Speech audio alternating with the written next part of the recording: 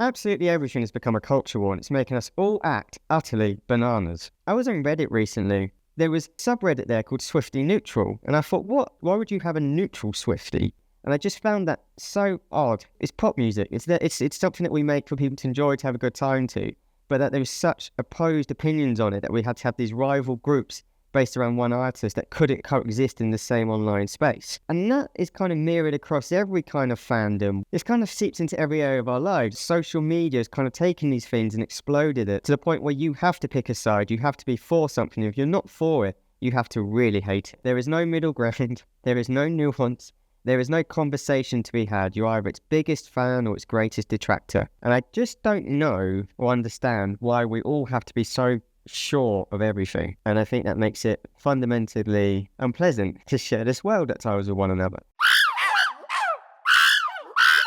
The big question is, why is all this happening? And I honestly believe it's due to us not really knowing who we are anymore, about us not really feeling comfortable in our own skin. And there's kind of social reasons why that's the case. What I don't want to do in this video is suddenly present this as a new phenomenon. I think what people tend to do is say, this is a crisis of humanity that we've never faced before, that people have never had these cultural wars before. Did you miss the Cold War?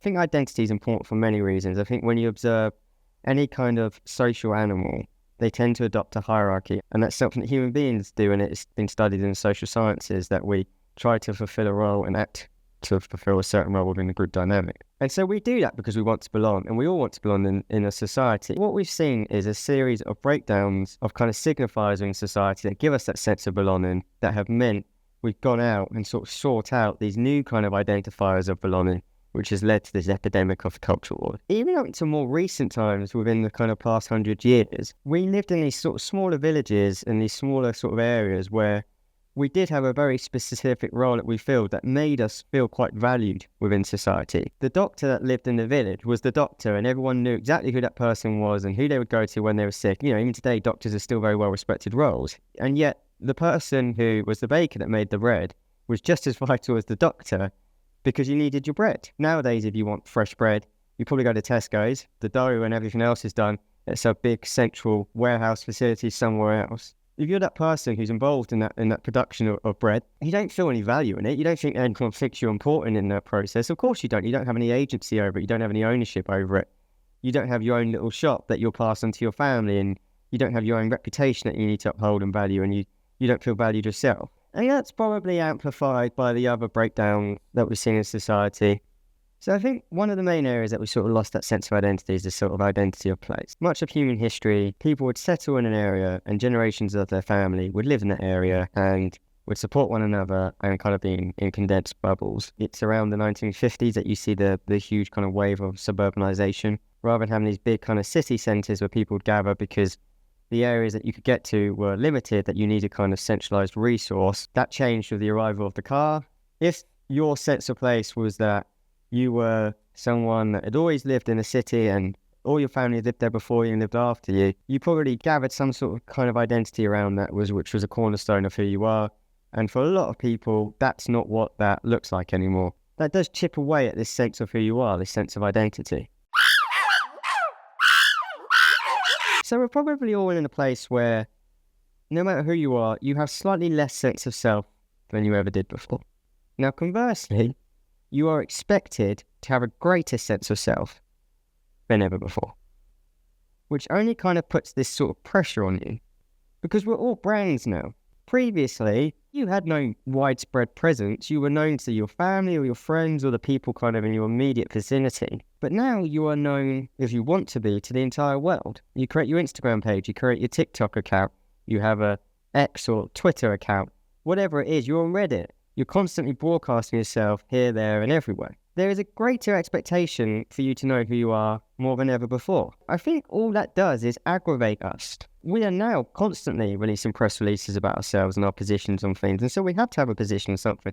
If a war breaks out and it's a complicated situation, people feel like they need to come down and say, this is where I stand on this incident. And you've seen it many times where potentially it's more complicated than they first thought. So sometimes they'll come out and say, I stand with these people, and then later it'll be like, I stand with those people, because they don't really know. And not that they even should, Fred from accounts, lovely guy, but I don't need to know what he thinks about Israel-Palestine. we have this lack. We have the way that the foundations are sort of shifted around us and created this subsidence in our kind of foundational sense of self. And yet we have this external pressure that says you are going to be more public facing, you're going to be known to more people, or at least have the opportunity to be known to more people than ever before. And so your sense of self must be clearer and more articulate than ever before. I think that's just where it's all getting messy. Because none of us really have that sense of identity. We almost overdo it, you know? We overcook it. We try and take it to the nth degree to sort of prove how much we are the true believer, that we're going to sort of fake it until we make it. If you're the Taylor Swift fan that we talked about at the beginning, you can't just be the someone dancing along to catchy tunes. You have to be the person going out there and buying 150 different releases of the same song. Let's just use free speech. Free speech is the easiest way to do this, right? So the left feels that they don't have free speech because the right-wing press shuts them down. Equally, people on the right feel like they don't have free speech because they consider the left-wing press and the woke mob, or whatever they call it, shutting them down. However, both sides of the debate will, at any opportunity, try and weaponize the press or sort of social outrage to shut down debate. So both sides will proclaim free speech as one of the central tenets of their identity, and yet as part of these kind of culture wars, both will seek to shut down free speech as a win. The proof's in the pudding. Free speech doesn't inherently matter to either side, really. So people tend to think, well, when it comes to narcissism, that narcissists have these really high self-esteems and that they love themselves. But one of the things that people totally misunderstand about narcissism is that narcissism comes from a lack of self-worth. Narcissism comes about from when you are growing up and really you are taught that from your parents that you only have value to them when you achieve something. So if you go ahead and you do really well at school, or you go ahead and you do really well at sports and they praise you, etc., you feel like you have great value and you feel loved. However, the rest of the time, they don't give you enough love. And so you think you don't deserve to exist just on your own merit, yet you have to be constantly proving yourself. And one of the things that narcissists will do because of that, they will copy and mimic the people around them because they do not have that strong sense of identity. And I do think that is what we're seeing at play. I'm not saying that everyone's a narcissist, but we've created that sort of same sense of value in these kind of groups that we talked about, where if you say something that agrees with the group consensus, you get all the upvotes from Reddit, or you get the likes or the retweets or whatever it is. And so you think, great, I'll do that. People like that. And now I know who I am a bit more. And so you keep doing it, and you keep repeating it. And so it becomes this sort of vicious cycle. I think what really causes the cultural wars isn't really that people are so in love with certain values or so proud of certain groups or certain characteristics or anything else. I think what you're really seeing is that people struggle to know what they love, but it's much easier to say what you hate. I guess it's easier sometimes when you don't know who you are to be confident at least in who you are not. It's much easier for us to create an enemy. If you can create an enemy, and that enemy can be a kind of intangible, almost hilariously broad kind of person that becomes responsible for everything bad in your life, that's fantastic. You know, we are all incredibly guilty of narrativizing our lives. We take things that feel chaotic and we take things that are chaotic. We take things that have no rhyme or reason to them. Life just does its own thing, and that's really difficult for the human psyche to understand. So if we can overlay a narrative across that, it's really convenient. In those narratives, we will always cast ourselves as the hero, which means there will always be a villain. It's so fantastic to have someone to blame for every ill in your life. None of this makes anyone particularly happy, right?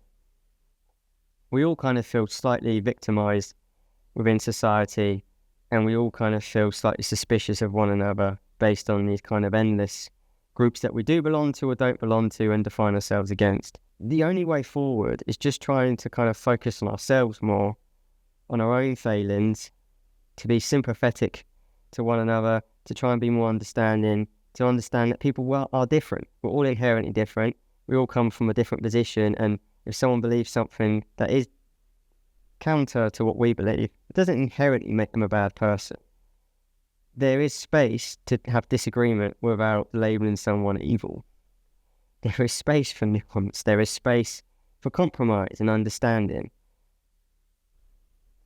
But that will only happen if we stop trying to define ourselves by external factors and instead try and really boil down inside ourselves and establish for ourselves who we are. Because ultimately, if you agree with my kind of thesis and my idea here that all of this is really about this sense of lack within ourselves, within this sense of uncertainty of who we are and how we fit into wider society, if you agree with all of that, then the only way to fix that is to kind of love ourselves more. We're not going to be able to hate the people around us. That's not going to dig us out of this hole. Great thing about life is that we are all different. Why does everyone want everyone to be the same? It'd be boring, wouldn't it? I don't want complete consensus on everything. That'd be horrific. But hey, what do I know? You know, I'm wearing a monkey mask, putting the world to rights. But I think sometimes you need someone like me that is utterly bananas to point out some of the ways that you normal people behave that are also utterly bananas. If you agree with this, or you don't agree, please comment below, please like, subscribe. But either way, I'll see you next time when we examine modern life in all its craziness.